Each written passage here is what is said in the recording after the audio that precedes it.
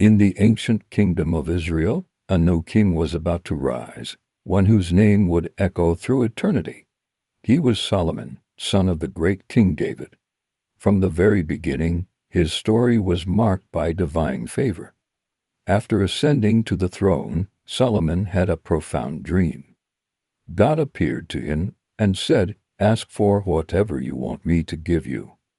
Imagine that. What would you ask for? Riches? Power? Long life? Solomon, in his youth, asked for something far more valuable. He asked for a wise and discerning heart to govern his people and to distinguish between right and wrong. God was so pleased with this humble and selfless request that he granted Solomon not only unparalleled wisdom, but also the riches and honor he did ask for. And it wasn't long before Solomon's divine wisdom was put to the test. The case that would cement his legend came before him: two women, both claiming to be the mother of a single living baby. One woman's baby had died in the night, and now both were desperately clinging to the surviving child. It was a classic she said situation, seemingly impossible to solve. Solomon listened patiently to their conflicting stories. Then, with a calm that must have stunned the court, he gave a shocking command. "Bring me a sword," he declared. "Divide the living child in two, and give half to one and half to the other." The courtroom gasped. But then the true mother's heart broke. "Please, my lord," she cried out, "give her the living baby. Don't kill him." The other woman, however, coldly agreed with the king's proposal. "Neither I nor you shall have him. Cut him in two." In that instant, Solomon knew the truth. He pointed to the woman who had pleaded for the child's life. "Give the living baby to her," he commanded. "She is his mother." This incredible display of wisdom spread throughout Israel, and the people held their king in awe, recognizing that the wisdom of God was in him to administer justice. With God's blessing, Solomon's reign ushered in a golden age for Israel. It was an era of unprecedented peace and prosperity. His first and most magnificent project was the construction of the first temple in Jerusalem. This wasn't just any building, it was a breathtaking masterpiece, a permanent home for the Ark of the Covenant dedicated to the glory of God. For 7 years, the finest materials were gathered: cedar from Lebanon, gold from Ophir, and immense blocks of stone, all crafted by the most skilled artisans. The temple became the spiritual heart of the nation, a symbol of God's presence among his people. Under Solomon's wise rule, the kingdom flourished. Trade routes expanded, bringing exotic goods and immense wealth into Jerusalem. Caravans laden with spices, gold, and precious stones traveled from distant lands. Israel's military grew strong not for conquest, but to secure the peace that allowed culture, art, and commerce to thrive. The people of Israel lived in safety, as the scripture says, "Every man under his own vine and fig tree." It was a time of abundance, a testament to a king who had put wisdom first. Solomon's fame for wisdom and wealth reached the far corners of the known world. It even reached the ears of a powerful and intelligent ruler, the Queen of Sheba.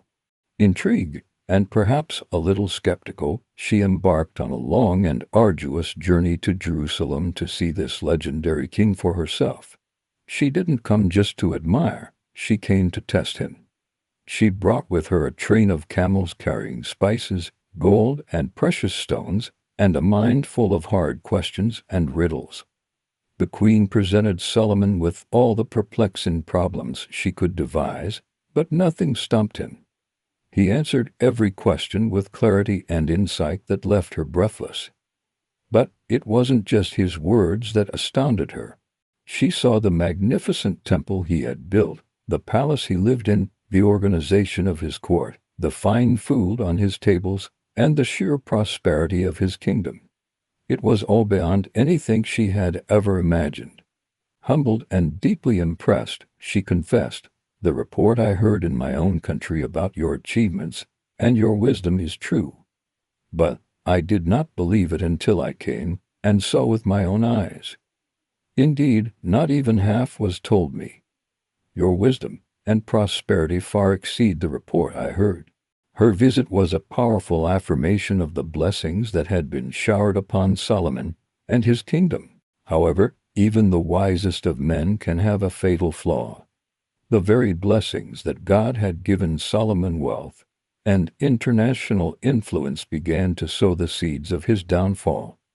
The Bible had issued clear warnings for Israel's kings. Do not accumulate large amounts of horses, do not take many wives, and do not amass great quantities of silver and gold.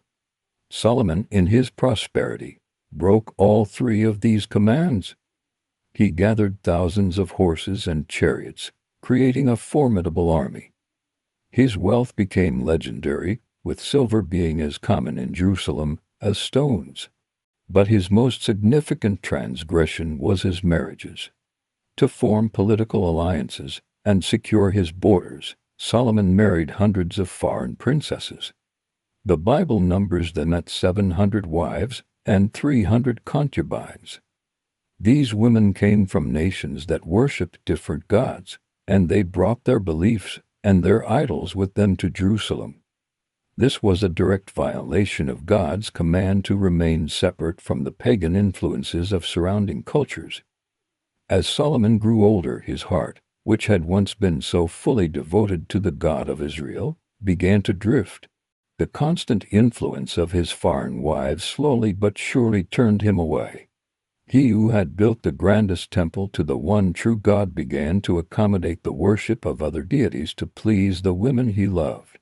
He built high places, or shrines, for Chemosh, the god of Moab, and for Molech, the god of the Ammonites, right on a hill facing Jerusalem. The very city that was meant to be a beacon of God's light now had shadows of idolatry creeping into its sacred spaces. The wisest man who ever lived was making the most foolish of mistakes. He was forgetting the source of his wisdom, his wealth, and his power. He was turning his back on the God who had given him everything. The consequences of Solomon's disobedience were inevitable. The Lord, who had appeared to Solomon twice and had explicitly warned him not to follow other gods, was angry. The judgment came, not as a sudden cataclysm, but as a solemn decree that would change the course of Israel's history forever. God declared that he would tear the kingdom away from Solomon's line. However, for the sake of David, Solomon's father, this division would not happen in Solomon's lifetime. And also for David's sake, a single tribe, Judah, would remain under his son's rule. The magnificent, unified kingdom that Solomon had presided over was now destined to be fractured. The final years of Solomon's reign were a shadow of their former glory. The peace that had defined his golden age began to crumble. God raised up adversaries against him, disrupting the tranquility of the kingdom. There was Hadad the Edomite, a royal prince who had escaped to Egypt and now returned to challenge Solomon's rule in the south. In the north, a man named Rezin, who had become a marauding warlord in Syria, became a bitter enemy of Israel. And from within his own court, a threat emerged. A capable and ambitious official named Jeroboam, one of Solomon's own men, was met by the prophet Ahijah. The prophet tore his new garment into 12 pieces and gave 10 to Jeroboam, prophesying that he would become king over 10 of the tribes of Israel after Solomon's death. Solomon tried to kill Jeroboam, but he fled to Egypt, waiting for his moment. The once peaceful kingdom was now plagued by external threats and internal rebellion, a direct result of the king's spiritual compromise. After a 40-year reign, King Solomon died and was buried in the city of David. His legacy is one of the most complex and cautionary in history.